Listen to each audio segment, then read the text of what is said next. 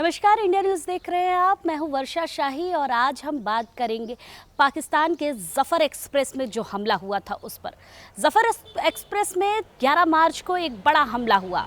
बताया जा रहा है कि बलूचिस्तान के विद्रोहियों के द्वारा ये हमला किया गया था। इस हमले में इस्तेमाल किए गए हथियार अमेरिका से लाए गए थे। मतलब अमेरिका के द्वारा जो बलूचिस्तान को दिया गया हथियार था वो पूरी तरीके से यूज़ किया गया था। और अगर इस हमले की बात करें तो ज़फ़र एक्सप्रेस में उस समय लगभग 400 यात्री सवार थे। इन यात्रियों को बताया गया कि जिस तरीके से जब हमला हुआ तो इन यात्रियों पर अचानक से फायरिंग होने लगी और फ्रंट से फायरिंग हुई, जिसकी वजह से जो ट्रेन का ड्राइवर है उसको सबसे पहले गोली लगी।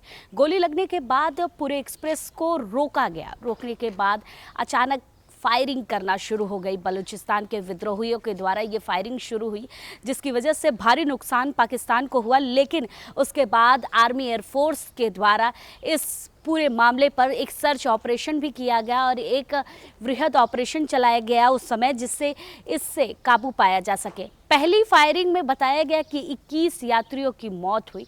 फिर उसके बाद इस ऑपरेशन के ज़रिए पूरी तरीके से जो अन्य यात्री उस समय ज़फ़र एक्सप्रेस में बैठे थे उनको बचाया गया। लेकिन उसके बावजूद भी 50 का क्रम एक माना जा रहा है कि लोग जिनकी मृत्यु हुई ज़फ़र एक्सप्रेस में, वो 50 से ज़्यादा यात्री वहाँ पर थे जिनकी मृत्यु हो चुकी।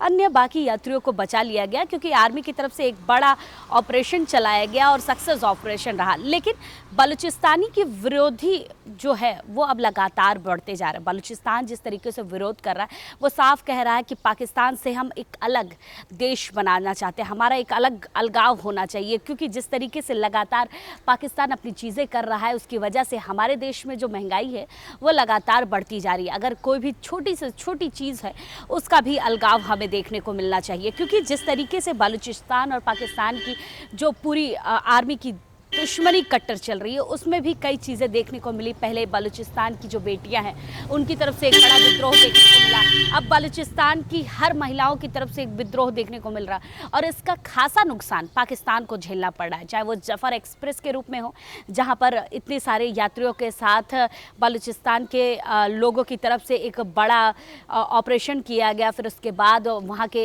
यात्रियों को नुकसान झेलना पड़ा। लेकिन अब बलूचिस्तान पूरी तरीके से जंग के लिए तैयार है और जंग के लिए इसलिए तैयार है क्योंकि उन्हें अलगाव चाहिए।